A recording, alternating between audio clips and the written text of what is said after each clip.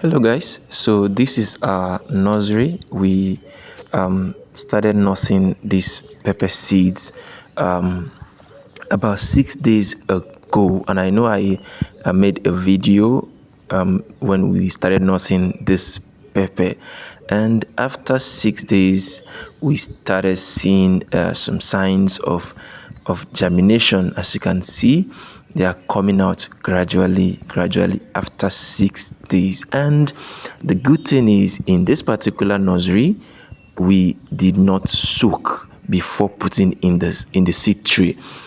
I used a new method of nursery.